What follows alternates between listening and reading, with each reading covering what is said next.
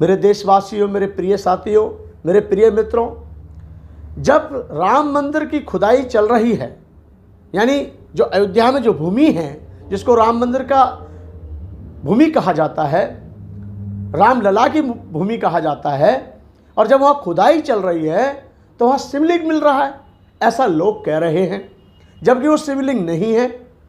लाखों करोड़ों बौद्धों के सामने ये दृश्य आ चुका है, ये चर्चा आ चुकी है, सभी देख रहे हैं, बुद्धिजीवी समझ रहे हैं, विद्वानों का मंथन, विचार मंथन चल रहा है। आप सभी भली भांति जानते हैं कि महान सम्राट अशोक ने बुद्ध के 84,000 स्तूपों का निर्माण किया था, क्योंकि जो दंतपुरी मंदिर है वो भगवान बुद्ध के दांत पर बना हुआ है, वो भी बौद्धों का है। तिरुपति जैसे जहाँ मूर्तियाँ ढक करके लोग पंडित पुजारी पूजा कर रहे हैं, मथुरा के अंदर भी 4,000 बुद्ध विहारों का इतिहास बताया जाता है।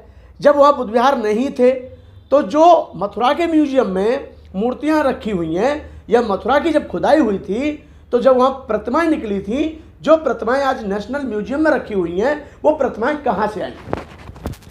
बुद्ध की प्रतिमा जब पूरे देश में निकल रही हैं, धरती जहाँ भी हम चीरते हैं, पृथ्वी की जहाँ भी हम खुदाई करते हैं, वहाँ किसी का अवशेष नहीं निकलता, मात्र और मात्र बुद्ध का अवशेष निकलता है। धम्म चक्र निकलते हैं, भिक्षा पात्र निकलता है। अशोक सम्राट जी के द्वारा जो स्थापित थे 84,000 स्तूप, उनका कहीं ना कहीं उल्लेख और उनका कहीं ना कहीं अवशेष मिलता है। और उन शिलाओं पर और जो अवशेष निकलते हैं उस पर उस समकालीन की भाषा यानी पाली भाषा या और भी जो लिपि थी, उस लिपि में कहीं ना कहीं सूत्र मंत्रोच्चारण, कहीं ना कहीं बुद्ध के द्वारा दिए गए उपदेशों का वहाँ पर उदाहरण दिया जाता है।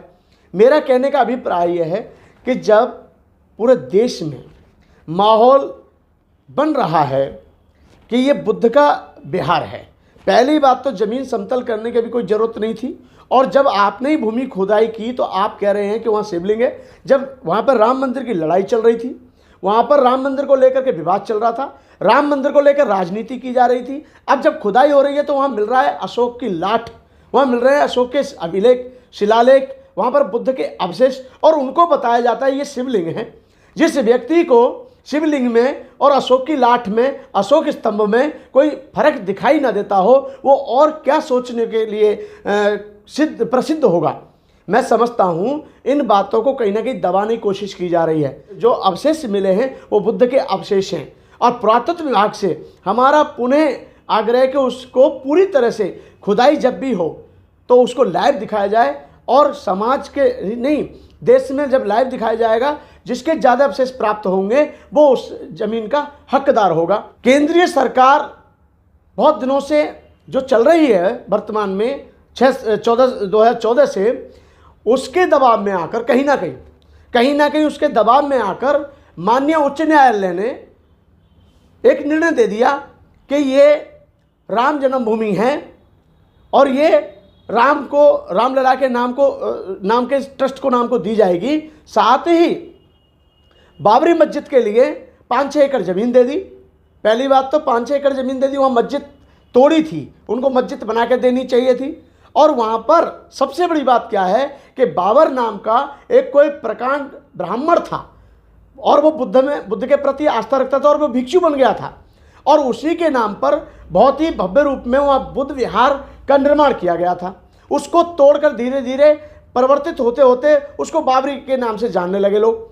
मेरा कहने का तात्पर्य है देशवासियों कि जब सब देख रहे हैं कि ये शिलालेख बुद्ध के, अवशेष बुद्ध के, अशोक लाठ सम्राट अशोक की है, इसके बावजूद भी, देखने के बावजूद भी किसी सच्चाई पर पर्दा डालने का मतलब आप जानते हैं पूर्ण रूप से अन्याय हो रहा है।